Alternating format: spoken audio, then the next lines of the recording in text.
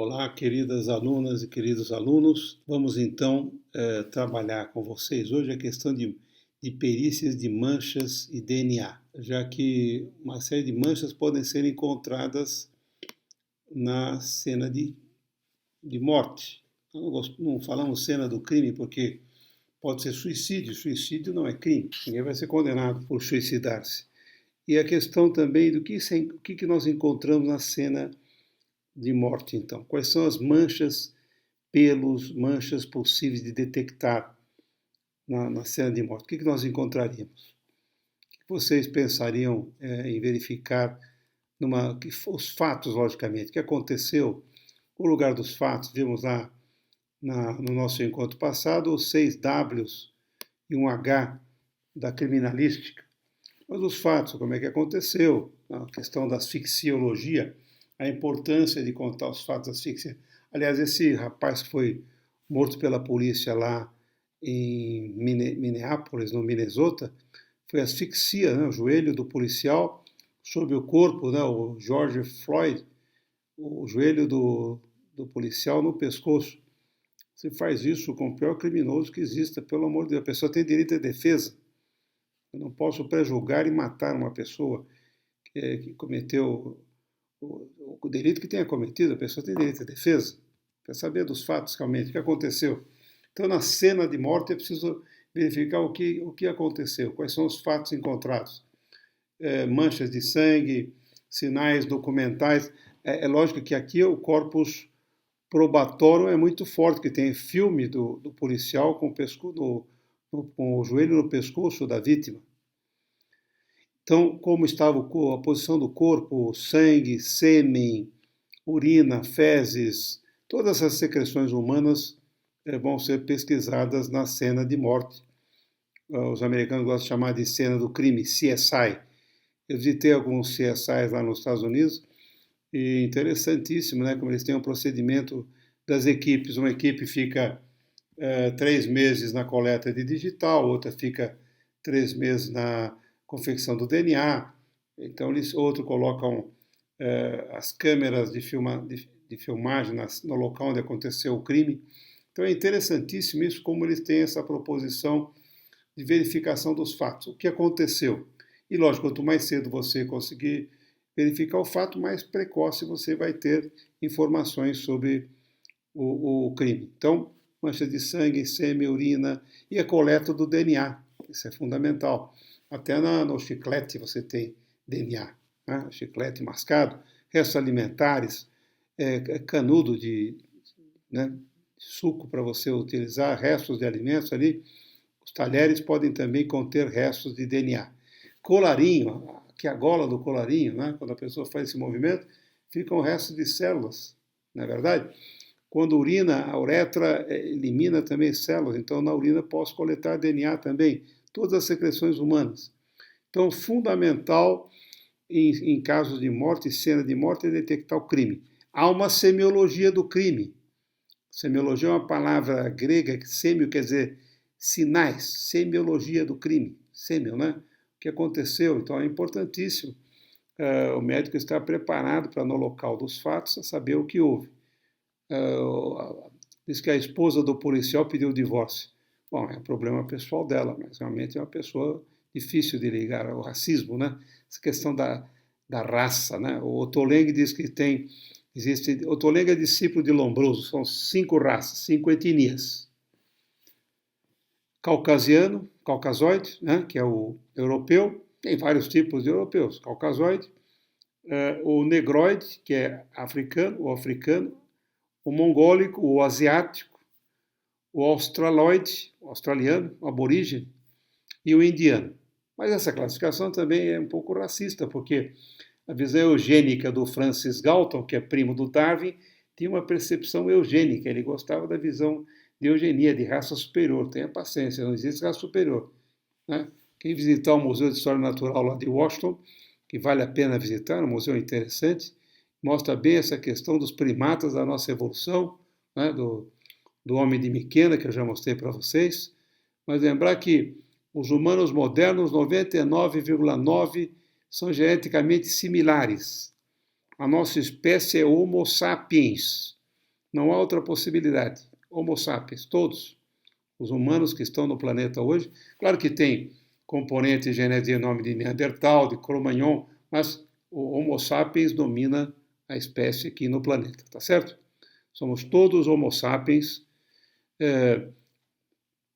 A governanta antiga nossa disse que é mulheres sapiens, mas fez uma brincadeira, lógico, né? Para realçar. Origem na África, região da Tanzânia, do Quênia, e depois espalharam para todo o universo. É uma antropologia muito interessante. E a similaridade do DNA. Camundongo é 85% similar ao nosso DNA, pessoal, camundongo. Galinha, 75%. Banana, 60% de similaridade genética. 60% de banana. Por isso que algumas pessoas gostam muito de banana. Banana é uma fruta muito deliciosa, né? O chimpanzé, 98,8%, geneticamente similar a nós humanos. Orangotango, 96,9%. Gorila, 98,4%. É muito semelhante. Macaco rhesus, 93% de semelhança genética. Então, é na África e depois espalharam por todos os continentes. Não é verdade? Então, existe uma... Então, no caso do Dominique Strauss-Kahn, que era candidato à presidência da China, da França, né? Ele, lá em Nova York, no Hotel Sofitel, ele tentou estuprar uma moça lá, que era arrumadeira do quarto. Ele tinha esse hábito, né, de nos hotéis conquistar, forçar a relação sexual com as arrumadoras do quarto. A Nafisa Diallo, de 32 anos, depois fizeram o DNA, comprovaram que havia realmente esperma dele. Então, situação constrangedora, né? Ficou detido lá nos Estados Unidos, né? Ele ia ser candidato, ia ser o presidente da França, depois desse último presidente francês que ficou lá recentemente. Então, o poder, né? Paul Getty, por exemplo, o poder do Paul Getty, essa questão de poder, o dinheiro, relacionado à sexualidade também. Dizem que o Monteiro Lobato era racista, mas será que existe comprovação realmente disso? Porque geralmente a loirinha era a Emília, né? Mas a dona Anastácia, minha benta, quer dizer, a questão de colocar a pessoa numa outra dimensão, quando na verdade a condição humana é igual, Homo sapiens. Não existe ninguém melhor do que ninguém, né? Esse aspecto físico, o fenótipo, a cultura, sim, ela acaba influenciando muito. Então, quando observamos uma cena de crime, cena de morte, fazer um croquis, um desenho, né? Como eles costumam fazer um desenho, a lápis, um desenho mostrando ali as várias regiões, posição de cigarro, bituca de cigarro também dá informação de DNA, localização da arma, né? Desenhar as frestas das portas, a posição do cadáver, do corpo. Isso é fundamental para entendermos a posição, né? Tentar entender o que está acontecendo no local onde ocorreu o crime. Claro que hoje, com o meio de comunicação mais atuante, você consegue perceber bem. Manchas e sinais. Quais são? Que devo procurar?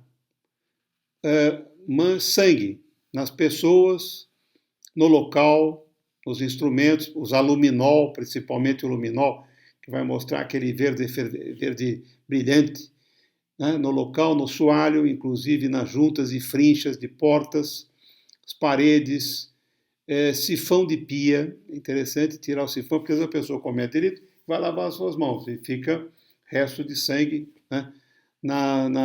Pano de chão, baldes, máquina de lavar roupa. É importantíssima a verificação e a perícia nas gavetas, interior de mesas, gavetas, camas, cortinas, almofadas, paredes, tapetes, papéis e cestas, toalhas, roupa de cama, janela, porta. É fundamental. E observar com luz natural. Com luz natural, depois com uma luz de lanterna, né? Ou luz ultravioleta, submeter panos e objetos com luz ultravioleta. E no sangue, lembra que o nosso DNA, aliás, o glóbulo vermelho não tem núcleo. Existem alguns animais que as hemácias são nucleadas, dromedário, sapo, são animais que têm, mas é difícil o acidente aqui com dromedário, nem temos dromedário no Brasil. Mas é importante pesquisar glóbulos brancos, e logicamente glóbulos brancos, a questão da marcação do DNA, né, mitocondrial nuclear e mitocondrial no caso de não haver núcleo, né, células anucleadas como as hemácias. Aí eu uso o DNA mitocondrial.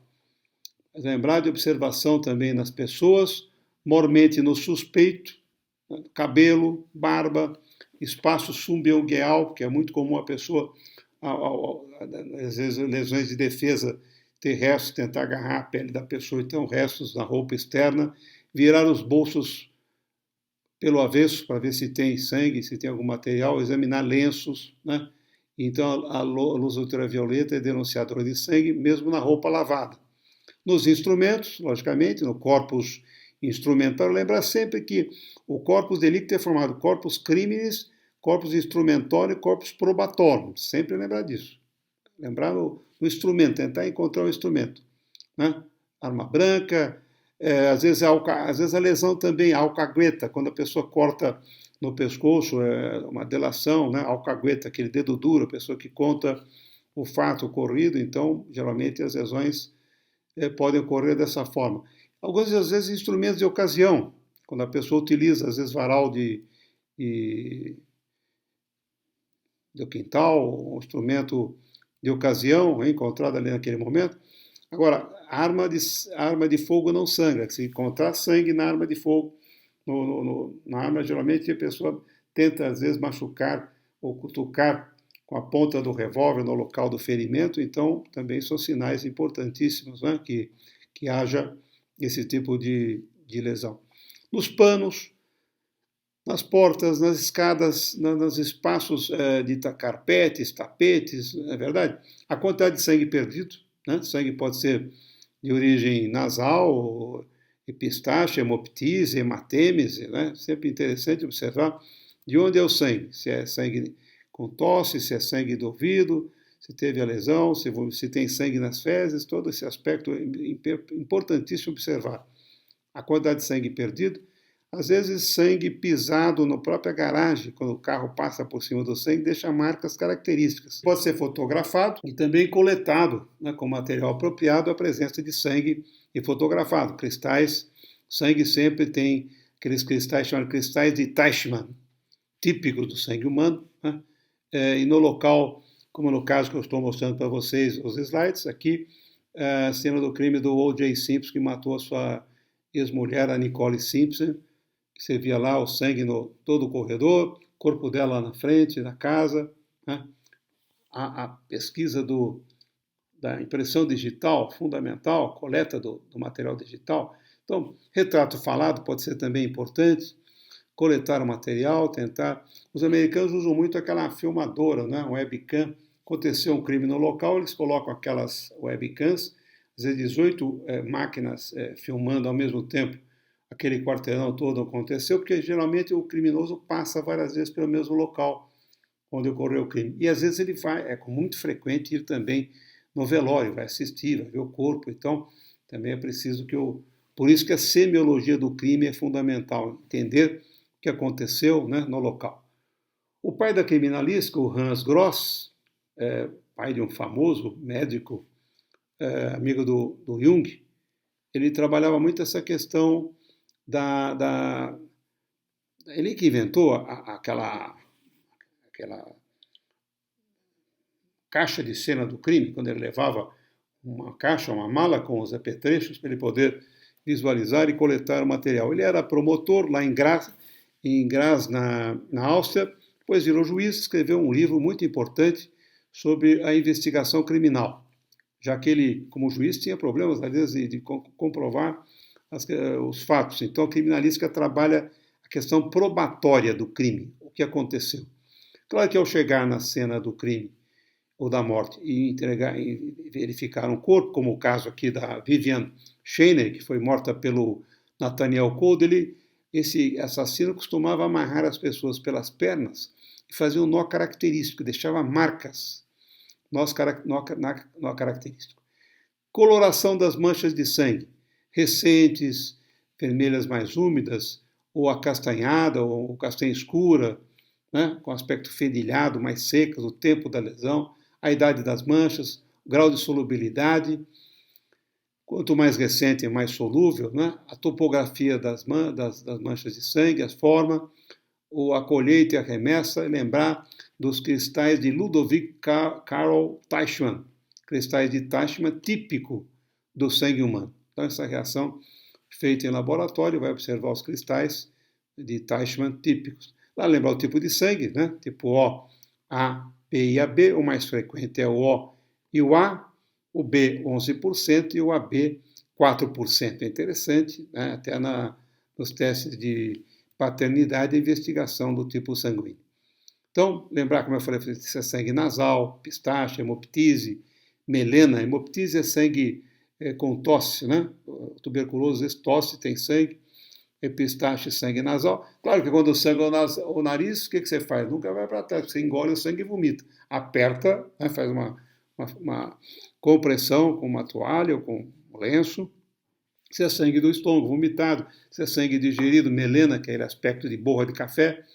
Então, observar isso também na cena de morte, né? Verificar o tipo de lesão. Aquelas balas soft, vocês lembram aquelas balas que tinham? Agora elas têm um furo central, como a caneta Bic. Caneta também, a caneta Bic tem hoje tem o seu dispositivo aqui para facilitar que a pessoa não engula a tampa da caneta. Então, claro que toda cidade tem, nos Estados Unidos principalmente, aqui nós não temos a ambulância de cena do crime, mas é interessante, a cada 250 mil habitantes eles têm lá uma unidade de cena do crime. Eles falam lá, unidade de cena do crime, que é uma ambulância que tem todo o material para coleta, até para verificação do tipo de calçamento do piso. Eu lembro de entrar no local que o indivíduo pisou, no local de terra, e ficou a marca do sapato. Então, eles já colocariam ali um tipo de gesso que coleta e vê o tipo de tênis, o tipo de sapato que a pessoa tem. Na roupa, outra coisa, lava a roupa sempre toma banho antes de ir para o local do crime, onde aconteceu o crime, deixa a roupa lá no trabalho, volta, toma outro banho e vai com a roupa para casa. Não ir com a roupa para casa. Na verdade, vai levar material. Então, essas ambulâncias de cena de crime de comprovação são interessantes. Cada 250 mil habitantes, uma ambulância. Campinas deveria ter 4 para verificação. E quanto mais cedo você tiver essa unidade de cena do crime, mais você consegue verificar. Aquelas fitas amarelas também, que elas são marcadas até invisivelmente, não é? Marcadas para delimitar, não deixar ninguém entrar no local onde aconteceu a morte. Então, coletar com gesso, material, né? E não passar naquelas linhas. Lembra que o DNA foi descoberto pelo Watson e Crick, né? O Watson está vivo ainda, o Crick já faleceu, o Watson com mais 90 e pouco, acho que 92 anos, está bem velhinho, mas ele ainda tem essa questão racial. Outro dia ele publicou um trabalho dizendo que o DNA dos negros era inferior ao DNA dos brancos. Ele foi expulso da universidade lá em Nova York. Pelo amor de Deus, quer dizer, continua essa questão racial quando a raça é humana, é Homo sapiens, não há outra possibilidade. A questão é cultural, lembrar sempre isso. Coleta também de DNA e de impressões digitais em superfícies lisas, em vidro, não é verdade? Lembrar que, eles ganharam o Prêmio Nobel de Medicina em 1962, são descobertas importantíssimas, né? Junto com a Rosalind Franklin, que infelizmente faleceu, era uma radiologista que ajudou a questão das hélices, né? Da verificação das hélices. E o próprio Cristóvão Colombo, que foi sepultado lá na Espanha, no sul da Espanha, né? Ele tem lá, fizeram uma verificação em Sevilha, na Catedral de Sevilha, no túmulo do Cristóvão Colombo, encontraram lá 2 pedaços de ossos, mais de 500 anos depois. Imagine 500 anos, tentaram verificar o DNA, mas você vê, os ossos não conseguiram material DNA. Como é que faz? Tenta achar o material de DNA e compara com os descendentes vivos atuais. Então é possível, né, ter uma possibilidade de verificação através do DNA, mesmo em cena do crime. O caso aí a amostra do Chris Hash, né, e o Randall Jones, haviam suspeitos de terem estuprado uma mulher e pegaram a amostra de sêmen dos dois e comprovaram que no local onde tinha aquele tipo de sêmen fizeram a pesquisa do DNA por cromatografia e encontraram aquela semelhança. Aí não tem jeito de você não comprovar o fato. Então, o DNA chama também DNA fingerprint, né? Você consegue, através da pesquisa do DNA, verificação dos locais. Então, coleta adequada do material para exame, lembra do Hans Gross, quando ele fazia aquela essa caixa de investigação criminal, boa iluminação, marcar, fazer a marcação do corpo do local onde aconteceu a morte, verificação. Nos congressos de medicina legal nos Estados Unidos, principalmente, fazem aquelas reuniões e competição entre as universidades, para saber quem, cenas do crime, cada quarto do hotel, monta lá uma cena do crime. O batom geralmente é usado como orifício de entrada, né? Orifício de saída com batom, e a pesquisa do que aconteceu, dos fatos. Treina semiologicamente o perito para investigar. O Getúlio Vargas, o filho era médico, perguntou para o filho onde ficava o coração, né? Aí o filho mostrou para ele, pegou o ictus cordis, deu um tiro ali, bem no ictus cordis. Então, no pijama do Getúlio, você tem lá no Palácio do Catete, você tem a arma, você tem o pijama, né? Tem todo o material, aliás, um filme que vale a pena assistir, com Tony Ramos, o Getúlio Vargas. É um belíssimo filme. Mostra bem essa questão do crime, né? Porque, na verdade, tentaram matar o Carlos Lacerda, que falava sempre dele no jornal, e o Gregório Fortunato, que era o seu guarda-costas, com um grupo lá, tentaram então matar o Carlos Lacerda. O tiro pegou no Major Vaz, da Aeronáutica. E o Getúlio diz, aquele tiro acabou me acertando. No fim, ele se mata, né? Suicidou-se. É o poder, né? O poder é complicado. Então, cena do crime, olhar posição do corpo, decúbito, como vocês estão vendo aqui no boneco, decúbito ventral, e verificar ao redor, né, o que aconteceu, tentar encontrar projéteis de arma de fogo, né, numerar lesões da maneira céfalo-caudal, de cima para baixo, anotar as várias lesões. No local onde aconteceu o crime, verificar, fazer croquis, fotografar, fazer, às vezes, modelos até, né? Orelha na parede, orelha no travesseiro com sangue, tentar pegar as impressões labiais, às vezes impressões no copo. Então, são fatores importantíssimos. Nas frinchas de paredes e janelas, e verificação de pelos também. Se é pelo de uma pessoa negra, pessoa asiática ou branca, né? Qual é o tipo de pelo, se é pelo de animal, se é pelo de gato, se é pelo como aconteceu do chupacabra, né? Era um animal, era um cachorro, né? Então, verificação sempre dos tipos de pelo na lupa, no microscópio também dá para ver na lupa, você consegue ver. Também diferenciar com material de carpete, de pelos de tapetes, né? Pegadas, as marcas do piso no chão, né? marcas também de pneumáticos, né?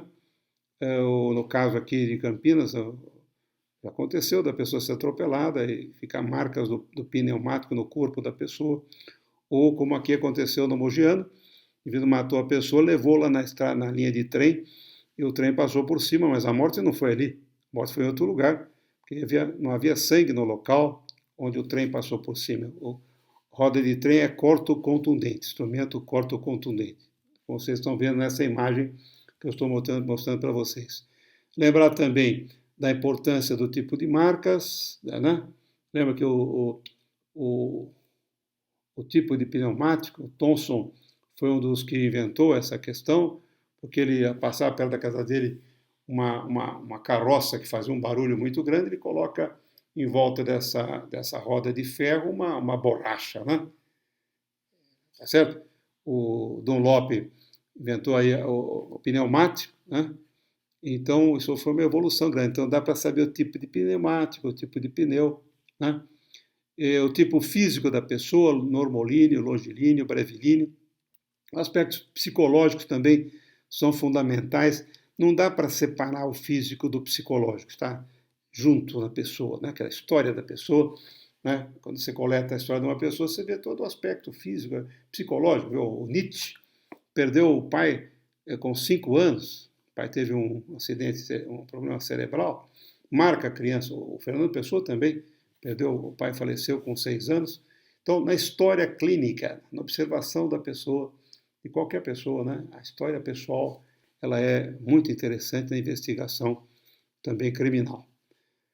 Estou falando aqui dos artistas da literatura, porque a literatura sempre salva a gente, né? Sempre tem uma visão de salvação com o aspecto literário. No caso de sêmen, né? No caso de sêmen encontrado no vestido da Mônica Lewinsky, né? Que masturbou o presidente Bill Clinton lá no salão Oval, aí ficou a marca e pôde se identificar, né, com a presença de sêmen na roupa dela. Então, claro que aí se comprovou a presença. Ele só podia sair fora se ele falasse que o vestido era dele, mas não cabia no presidente Bill Clinton. Então, realmente, a investigação de coletar pedaços daquele vestido, coleta do DNA, comprovou-se que era realmente do presidente Clinton. As marcas digitais, às vezes a impressão latente também, como aconteceu com Valerian Trifa, um ex-nazista que era um bispo da igreja romênia ortodoxa lá nos Estados Unidos, e descobriram através de cartões postais que havia ali que ele era um ex-nazista foragido lá nos Estados Unidos. Então a digital é importante. Vocês estão vendo aqui uma digital logo depois do Valerian Trifa, né? Vocês estão vendo uma marca que não tem a presença de deltas. Então, aquela marca da digital sem delta é característica do arco. Então, lembra sempre. E outra, uma lupa ajuda muito na investigação criminal, uma lupa ajuda você a perceber esse tipo de lesão. Tá certo? Então, sempre a digital, aliás, é obrigatória a coleta da digital, 2 deltas, estão vendo uma imagem com 2 deltas, a presença do verticilo, né? Delta direito da esquerda do observador, presilha externa, à direita a presilha interna, então sempre observar o aspecto das impressões digitais. Eu estou mostrando também para vocês a impressão palmar das 2 mãos do Albert Einstein, não tem, pessoal, diferença nenhuma. O aspecto físico é o mesmo. Lembre que Antônio Conselheiro, quando foi morto aqui em Canudos, na Guerra de Canudos, pegaram, não tinha como levar, para comprovar, cortaram a cabeça do Antônio Conselheiro e levaram para o Nina Rodrigues, que era um legista lá na Bahia, examinar. E o corpo já estava, vilipêndio de cadáver, logicamente. O corpo já estava em certa decomposição, mas ele abriu o crânio e falou, não, as normalidades, está normal, ele não teria indícios lombrosianos. Então, essa questão do o Nina Rodrigues era conhecido como lombrosinho brasileiro, né? Tinha uma visão dessa questão da percepção lombrosiana do ser humano. Então, marcas dos tênis, impressão com laser da impressão digital latente, né? Não deixa visível, mas fica latente. Periciar também a sola do sapato, tênis, as roupas. O polígrafo de voz também pode trazer informações. Aliás, o professor Molina tem trabalhado muito com essa questão da perícia da voz. E é possível, a voz deixa uma marca típica daquela pessoa, né? Quer dizer, a risada também é típica, né? Você nota aquele tipo de risada característico da pessoa. 2 coisas são fundamentais, a digital e a voz. A voz sempre se fizer um traçado fonográfico da voz, é característica daquela pessoa. Pesquisar com sangue e luminescência com luminol, né? Ver as impressões latentes e não se esquecer também da pesquisa do DNA. Aonde, pessoal? Saliva, né? Envelopes. Quando a pessoa usa lá um envelope, ela usa a saliva para...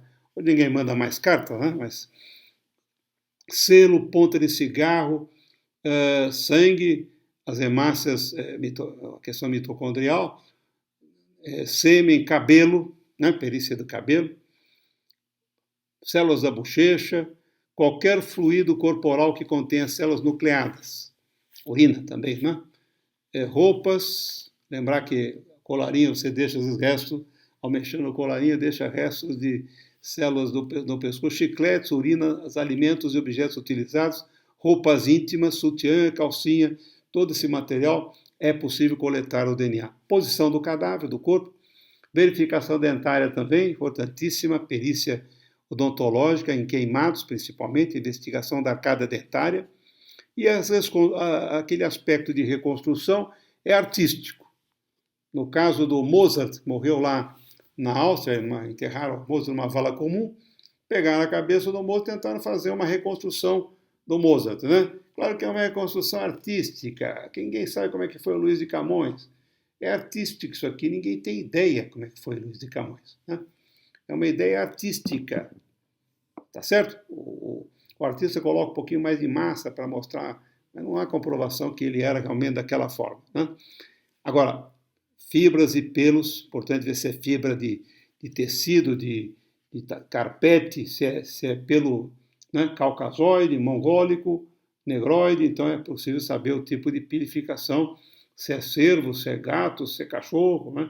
Aí sim, é importantíssima a identificação desses aspectos, sola do sapato, verificar. Outra coisa importantíssima, a escrita. A letra é sempre única. A letra, a pessoa pode tentar, às vezes, fazer uma ideia diferenciada, mas a letra humana também é uma característica fundamental. Mas lembrar que, principalmente, a voz, e na reconstrução de cena do crime, a voz, os aspectos do que foi encontrado no local, os fatos, principalmente, mordidas. Lembrar que o Ted Bundy, né, mordeu uma pessoa que ele matou várias vezes, mordeu e ficou marcas e que comparava as marcas com a sua arcada dentária.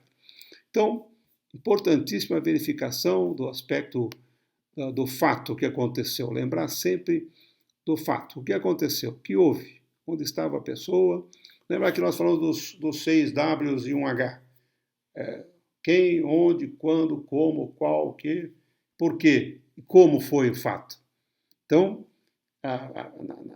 por isso que a semiologia do crime é fundamental, né? Saber os sinais que aconteceram na cena de morte, onde a pessoa foi encontrada, e as causas também, né? Hoje, com as imagens televisivas, isso é fundamental. Um professor aqui de Londres trouxe um material para nós examinarmos aqui. A Scotland Yard tem trabalhado muito com eles fotografam e filmam a pessoa e depois reconstroem, aliás, a pessoa com um computador, uma máquina de reconstrói isopor, a cabeça, depois faz uma capa de plástico para identificar a pessoa. Mas cuidado, mesmo assim pode ocorrer erros na identificação. Então tem que somar várias coisas. Claro que a câmera fotografa de frente, de lado. A Oxford Street em Londres está totalmente filmada 24 horas. É uma visão do Big Brother, né? Vigiar e punir, como dizia lá o Michel Foucault, e também do Orwell, 1984.